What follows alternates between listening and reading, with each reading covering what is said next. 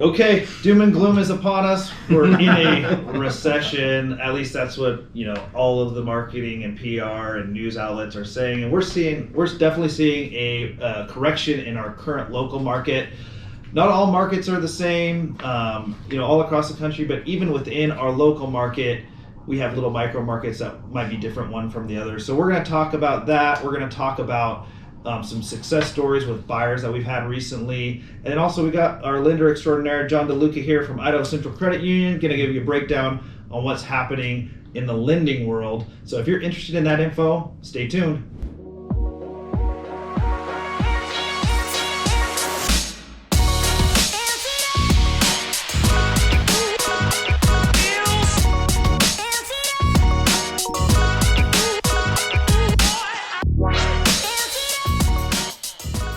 What's happening, guys? Conor Hammons here with the Living CDA Realty Group at EXP. We got Lexi Witherwax, Ben Greenslit, Cody Byerly, and John DeLuca from Idaho Central Credit Union here. We do videos all year round, what it's like to live, work, play here in North Idaho. So subscribe, hit that subscribe button, tap that little bell if you're interested in that type of video, because we work with people, help them find their perfect spot here all year round. So one thing I want to note though is we're a team of full-time real estate agents looking to help you find the perfect spot to live, but we can't help you. We're not going to reach out to you, so you got to reach out to us. Either call, text, email us, however you got to get a hold of us. Reach out because we got your back. We're moving to North Idaho. So the market's definitely changed. It turned quickly. We like to do these roundtable monthly market updates. We try and get them in every month. And last month, I think was the first time we really hammered on, hey, we have a brand new market here in North Idaho. Leverage has shifted from sellers to buyers. And we're seeing a lot of the same. So there's going to be a little redundancy on this, but I think there's some new things to update as well. And I mean, this whole switch is all John's fault. It's all the lender's fault. The interest rates went up. No, not really. But John, why don't you kick it off with what's going on in the lending world? Yeah. Sure. Actually, yeah, it was all my fault. We're some of the buzzwords that are floating around in the financial markets right now. They're talking about how we're at an inflection point, and that recently things have stalled a little bit because we've been experiencing financial whiplash. Or a couple of things that have been words that have been floating around, and people ask me all the time, and this is more of a question for our realtor partners here: is it a buyer's market or is it a seller's market? And finally, for the first time in 3 years, I think we can agree it's a balanced market because now we have inventory. Buying power has been reduced a little bit by, like you mentioned, Conor, with the raising interest rates. But finally, I've got good news there too. Fannie Mae and Freddie Mac just came out and they said that a lot of they were trying to tame inflation, as you know, because the Feds have been meeting. They've been raising the federal interest rates, which don't directly affect mortgage rates. The mortgage rates are affected by the 10-year bond. So when the federal lending rate gets raised, it's more expensive for companies to borrow money for automobiles and credit cards, and again, that trickles to mortgage rates, but it affects the stock market. And when the stock market's doing poorly, people pull out of the stock market and they put their money in bonds. And the bonds that affect our rates, your rates, and your buying power are the mortgage-backed securities that Fannie Mae and Freddie Mac sell. So they're the ones to go to understand what's going to happen in the future. For the rest of this quarter, I think we're going to be seeing rates like they are right now. Right now they're at 5.875, and they're anticipating that the rates are going to stay right around that 5.5 mark through the end of the year. But the good news that I'm getting to slowly is they are saying that interest rates are going to level off around 4.4 or 4.5 for all next year. And the reason why, again, people are having more faith and they're putting more money in the bond market, which is creating a better yield. So they're selling and making money on that secondary market. But what it means for you is more buying power. You have more inventory for them to show you, and for loans that you get with me, your buying power goes a lot farther now that rates are going to be sliding down almost 1.5 points. They're not going to go back to where they were in the twos for the foreseeable future, but 4.45 is a very healthy rate. Mm-hmm. It's a very healthy rate for our economy. It's great for our buying power. But that's what's going on right now. Everyone said for a long time, you know how it goes. What goes up must come down, and that's what we're experiencing right now. It's a de-escalation. It's not a decline like it was in 08-09, which was caused by the subprime implosion. But it's still a great time to buy a house, and it's still a great time to buy a house here. Yeah, and I think it makes sense, Yeah. right? Because it's like when you're showing people houses last year and they're getting quotes of 2.75 to 3% loan interest rates. I mean, your buying power is just totally different now than it was. And I think sellers have been really, I mean, it happened quickly. It was like, it's never happened that fast before in the rate it jumped up. But I think what we saw here this summer, it's been a crazy summer, but sellers are always late to the game and believing the new reality. Yeah. So it's like, well, now your buyer that was looking at this price can only afford this price. And so when we're doing market analysis, when you're looking at closed comps from January, February, they're not as applicable because you're like, well, that's a whole different market. And so you saw everyone, I think, just rush to the market with listings saying, oh gosh, this might be turning. Let's get our house on the market that we've been kind of hoarding, hoping to time it right. They're getting a new reality. Which increases the inventory that much more. It means buyers have that many more choices, and then makes everybody's house sit a little bit longer. Yep. So I don't know if you guys are seeing it too. Like when you look at the hot sheet, the number of price reductions. Oh yeah. Yeah, Like I mean, I think crazy. everybody's listings are now you're seeing reductions for the first time in 2-3 years, which is a good thing. And but you're right, because of the interest rates, the spike and everything, buyers, were freaked out a little bit. It happened so quickly, but it really is a good time to buy still. And mainly just because you have more options. You're allowed to. There's not, numerous offers competitive offers being put in at once.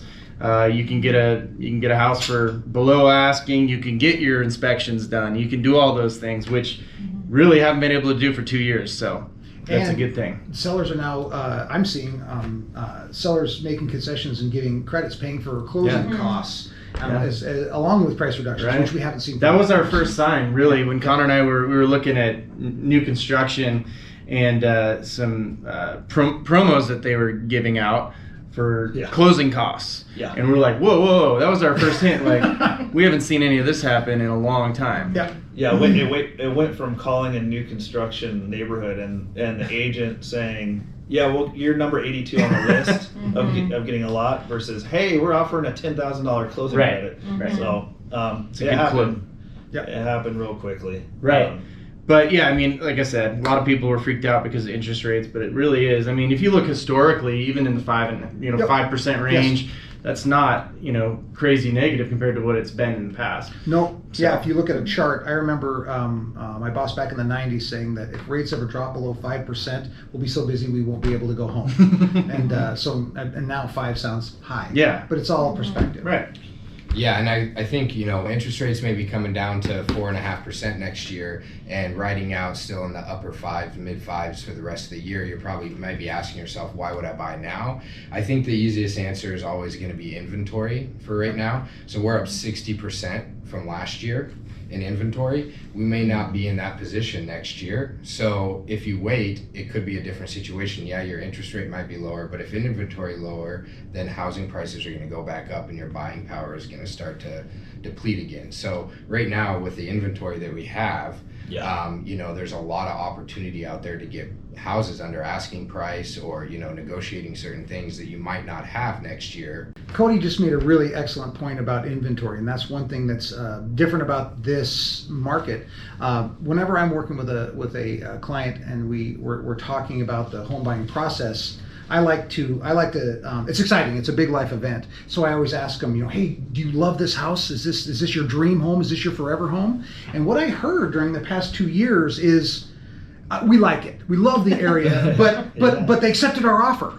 So that's a big change. Is that maybe it's a couple $100 more a month, but it'll be your dream home, your forever home, and it's not necessarily the one that they accepted your offer 1 out of 30 for 60,000 over asking. Yeah. You can Right. Yeah. you can be a little more choosy because you have Right. so much more inventory, and you're going to be. And remember, you marry the house and you date the rate. So even if you close today at 5875 on your dream home, in a year or two you can come back and see me. There's another plug. Yeah.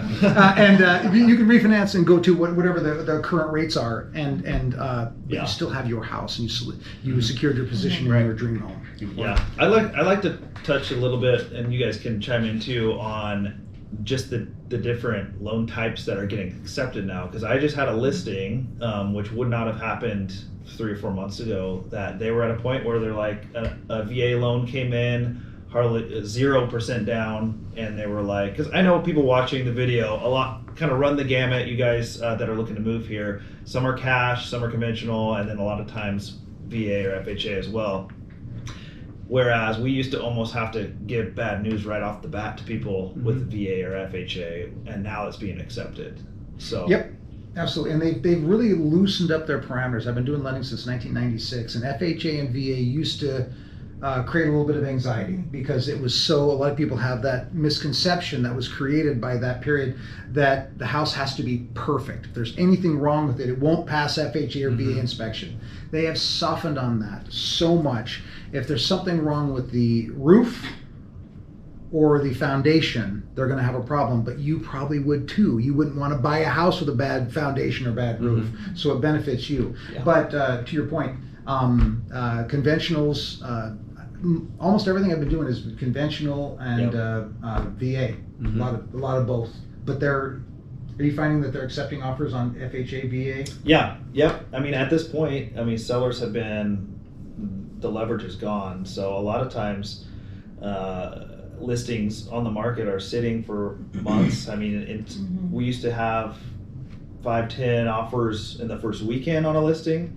Now we're happy if we have 5 to 10 showings in the first couple weeks total. I mean, there's listings out there right now, especially in like the run-of-the-mill neighborhood listings that, I mean, they're getting 1 showing a week. Yeah. And so when that leverage was pulled out, offers coming in under asking, offers that are VA loans, they're getting accepted right now, which is great. It was a great time to be a buyer. And it might, and talking about the rates maybe going down next year, and inventory might shift as well. It might go down. This may be, I mean, we don't have a crystal ball, but this fall through the winter may be a good window where you might be able to get some deals on houses that if sellers are strapped and have to move, like I've had a couple of sellers that motivation was high. I mean, they're willing to look at offers that come in low. So that's crazy how quick that shifted, but it's the new reality, and it's good for people looking to move and buy here. So I'm seeing a lot more counter offers. People going back and forth. They come in a little low, the seller responds, then buyer responds, and eventually they come together, but everybody, has a little more opportunity to do that. But one thing I wanted to point out is year to date, our prices are still up significantly. New construction median sales price is up 33.6% over 2021. And then existing previously owned homes is up 15.8%. So that is another reason to not continue to wait. If I don't see our prices overall going down. The increase will probably be end up a little smaller, but like you said, marry the house and date the rate. So well, and one of the things too that I get a lot of ask about is, when you're talking about prices going down, people are like, well, prices are going down. I'm seeing price drops like crazy. And what I try to remind people is we had a very high peak in February and March, and that peak did not equate to what the actual price of those homes were. So the snapback is happening to where we level out to where those prices should have been, not necessarily where sellers thought they were going to sell their house. And what was happening is homes were not appraising for those astronomically high prices, or the price is too high and then you offer another $50K. So what we were having were buyers coming in with that cash to make up the difference, because those homes really weren't worth what they were selling for. So even though the prices are dropping, you're absolutely right. They're dropping to where they really probably should have been all along. From a lender perspective, the advice I would love to give buyers is listen to your real estate agents. Listen to them because they know the market. What I've been hearing a lot of is agents will sit down with a client on a listing and say, it's worth 500,000, and the seller will say, "Can we list it for 7?"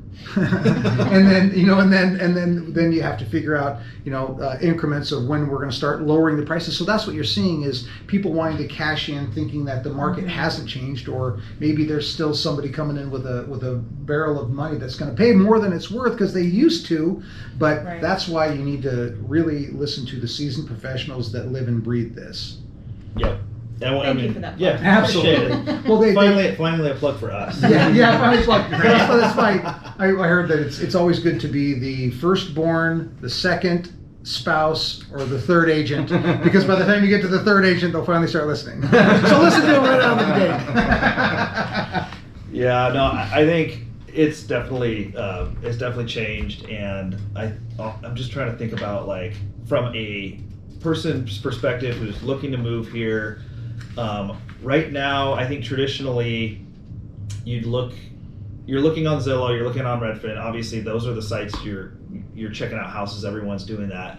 This would be one of the times where you may be able to set your search parameters a little higher than you think the top is, because I think, if let's say your budget's $600,000 right now, if you see a home for $650,000, I don't throw it away. There's opportunity there in our current market to try and negotiate stuff down right now. We've been very successful negotiating prices down.